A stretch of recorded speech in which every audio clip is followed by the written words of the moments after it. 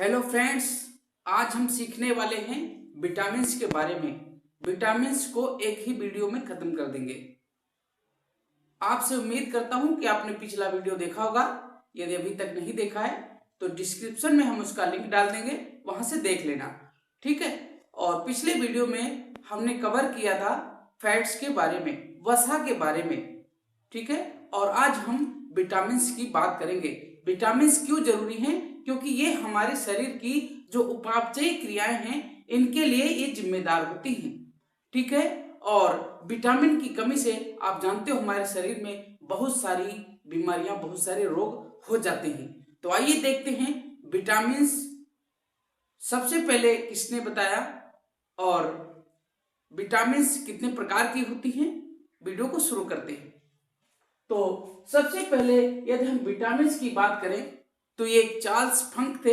उन्होंने क्या कहा कि जो चावल की छीलन है उससे विटामिन को प्राप्त किया और इसीलिए इनको विटामिन्स का खोजकर्ता भी कहते हैं, ठीक है। आइए इससे पहले देखते हैं कि जो विटामिन्स है, विटामिन्स भी कार्बनिक यौगिक हैं, क्योंकि ये भी जो है कार्बन, हाइड्रोजन, ऑक्सीजन इन सभी के बने होते हैं, इसीलिए ये भी कार्बनिक यौगिक हैं, पहली बात। दूसरी बात, हमने कहा कि ये उपापचयी क्रियाओं के लिए जिम्मेदार होते हैं, ठीक है। और अगर विटामिन शब्द की बात करें तो विटामिन शब्द को चार्ल्स फंक ने सबसे पहले दिया, इसीलिए इनको विटामिन का खोजकर्ता भी कहते हैं। परंतु यदि विटामिन की जो महत्व है, विटामिन का जो महत्व है, उस पे यदि किसी ने चर्चा किया तो वो थे हॉपकिंस। हॉपकिंस ने विटामिन के महत्व पे चर्चा किया और विटामिन शब्द सबसे पहले चार्ल्स फंक ने दिया था, जिन्होंने चावल की छीलन से प्राप्त किया था, ठीक है। अब बात करते हैं कि विटामिन कितने प्रकार की होती है।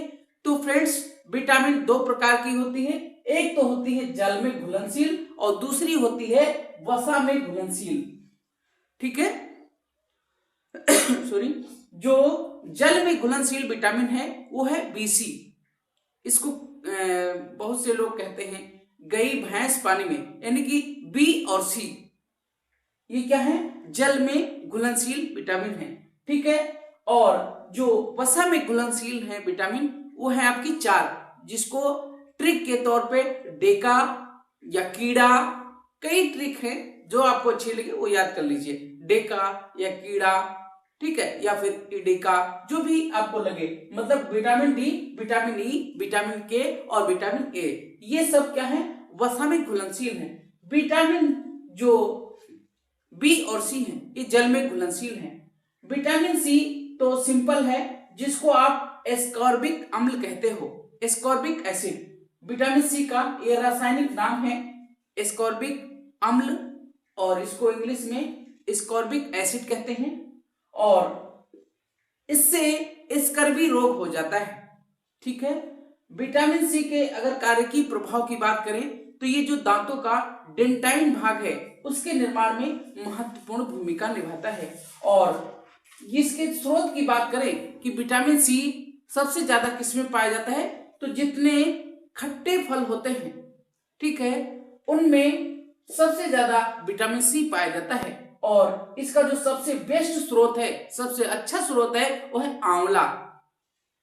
आंवले में विटामिन सी सबसे ज्यादा पाई जाती है, ठीक है। और भी इसकी विटामिन सी की कमी से एक और मतलब प्रभाव पड़ता है, जिससे क्या होता है, घाव देर से भरते हैं। विटामिन सी की कमी से घाव देर से भरते हैं। अब बात करेंगे कि विटामिन बी की। विटामिन बी को फंक ने ज्ञात किया था और बाद में इसी विटामिन को बी कॉम्प्लेक्स के नाम से जाना गया, यानी कि इस बी विटामिन को बी कॉम्प्लेक्स नाम दे दिया गया, ठीक है। तो आइए बात करते हैं विटामिन B1 की। विटामिन B1 का जो रासायनिक नाम है वो है थायामीन, और थायामीन की कमी से, यानी विटामिन B1 की कमी से बेरी नामक रोग हो जाता है।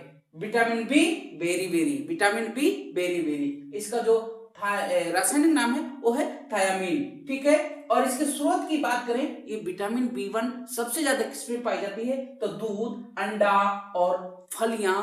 ठीक है, इसके अलावा पत्तियोंदार सब्जी, मतलब पत्तियांदार जो सब्जियां होती है उसमें, और सोयाबीन ईस्ट भी इसका सबसे बढ़िया स्रोत है। अब बात करेंगे कि विटामिन B2 की। विटामिन B2 इसी को कई जगह विटामिन जी भी लिखा दिख जाएगा आपको। इसका जो रासायनिक नाम है वो है राइबोफ्लेविन। राइबोफ्लेविन इसका रासायनिक नाम है विटामिन B2 का या विटामिन जी। इसकी कमी से कीलोसिस नामक रोग हो जाता है। कीलोसिस रोग क्या होता है, इसकी कमी से एड्रिनल हार्मोन है उसके संश्लेषण के लिए ये जिम्मेदार होता है। ठीक है, तो आशा करता हूं आपको इतनी बात समझ में आ गई होगी। ठीक है, और इसके अगर स्रोत की बात करें तो पनीर, मांस और हरी पत्तीदार सब्जियां, और इसके अलावा यकृत और अंडा इसके लिए बहुत जरूरी हैं। मोस्टली जितने भी विटामिन हैं उन सभी विटामिनों के लिए अंडा, दूध ये सब कॉमन है। दूध, अंडे में और मांस में ज्यादातर विटामिन मिल जाती हैं आपको। अब बात करेंगे विटामिन B6 की। विटामिन B6 का जो रासायनिक नाम है वो है पायरिडॉक्सिन। पायरिडॉक्सिन इसका विटामिन B6 का रासायनिक नाम है, और इसकी कमी से रुधिर क्षीणता हो जाती है। रुधिर क्षीणता का मतलब है कि शरीर में रुधिर बहुत कम बनता है। उसके लिए कौन सा विटामिन जिम्मेदार है, तो B6 विटामिन जिम्मेदार है, जिसका पायरिडॉक्सिन रासायनिक नाम है। ठीक है, और इसकी कमी से अगर कोई रोग होता है तो चर्म रोग हो जाता है। चर्म रोग का मतलब कि जो चमड़ी से रिलेटेड रोग है वो विटामिन B6 की कमी के कारण होते हैं। इसके अलावा इसमें क्या होता है कि मांसपेशियों में ऐंठन शुरू हो जाती है। मांसपेशियां जो होती हैं उनमें ऐंठन शुरू हो जाती है, वो विटामिन B6 के कारण होता है। अगर इसके स्रोत की बात करें तो इसका सबसे बेस्ट स्रोत है दूध, अंडा और मछली, इसके लिए सबसे बेस्ट स्रोत है। अब बात करेंगे कि B12 की। B12 का जो रासायनिक नाम है वो है साइनोकोबालेमिन।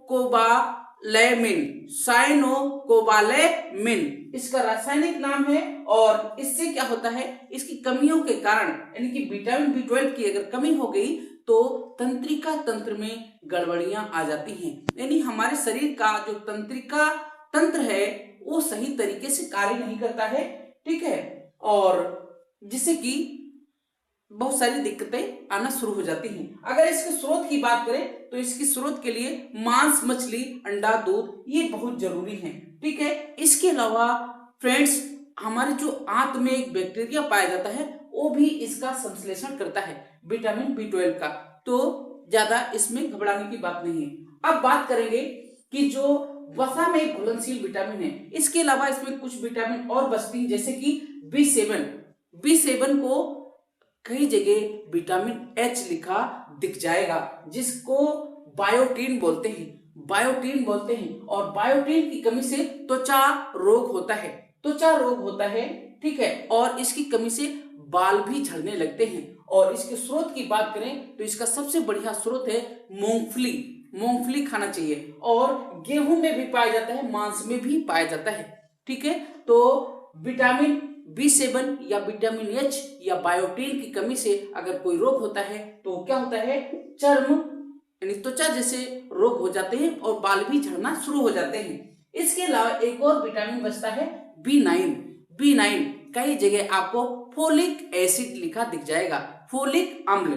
ठीक है, इसकी कमी से अगर कोई रोग होता है तो पेचिस हो जाती है, और ये इसका सबसे बढ़िया स्रोत है वो है दाल, और जो सेम होती है, सेमियां जो गांव में होती हैं उनकी फलियों में विटामिन B9 पाया जाता है। ठीक है, तो उम्मीद करता हूं कि आपको वसा में घुलनशील विटामिन समझ में आ गई होगी। वसा में घुलनशील विटामिन दो ही होती हैं, B और C।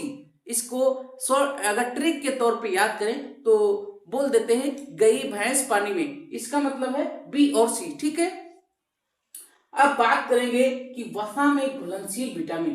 वसा में घुलनशील विटामिन 4 होती हैं friends, vitamin A, vitamin D, vitamin E और विटामिन के।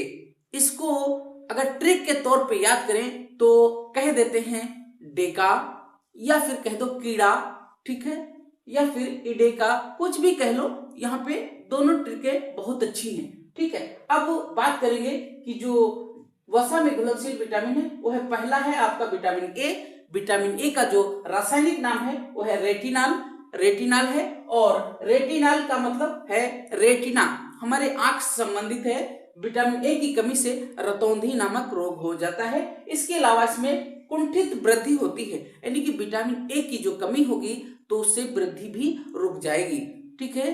तो विटामिन ए बहुत जरूरी है। इसके स्रोत की बात करें तो इसका सबसे बढ़िया स्रोत है गाजर में पाई जाती है, यानी कैरोटीन जिन फलों में होता है उसमें विटामिन ए ज्यादा होता है। अब बात करेंगे विटामिन डी की। विटामिन डी भी वसा में घुलनशील विटामिन है, जिसका रासायनिक नाम है कैल्सीफेरॉल। ये विटामिन डी का रासायनिक नाम है, और इसकी कमी से सूखा रोग होता है। इसी की रोग से ऑस्टियोमलेशिया विटामिन डी की कमी से होने वाला रोग है, और इसका सबसे बढ़िया स्रोत है, आप धूप में बैठिए और धूप की वजह से हमारी बॉडी खुद विटामिन डी का संश्लेषण कर लेती है। तो कई बार इसको सनशाइन विटामिन भी बोल देते हैं, क्योंकि ये कहा जाता है धूप में पाई जाती है। धूप में नहीं पाई जाती है, हालांकि हमारी बॉडी खुद सूर्य का जो प्रकाश पड़ता है तो इस विटामिन का संश्लेषण कर लेती है, लेकिन फिर भी धूप की वजह से होता है, तो धूप में भी पाया जाता है, ऐसा मान के चलिए आप, ठीक है। अब बात करेंगे विटामिन ई की। विटामिन ई का जो रासायनिक नाम है वो है टोकोफेरॉल। इसकी कमी से जनन क्षमता में कमी आ जाती है और जननांग अल्प विकसित होते हैं विटामिन ई की कमी से। अगर विटामिन ए की स्रोत की बात करें तो अंकुरित अनाज सबसे बेस्ट है विटामिन ई के लिए, ठीक है। और अब लास्ट में हम बात करेंगे विटामिन के की, और विटामिन के का जो रासायनिक नाम है वो है नेप्टोक्विनोन।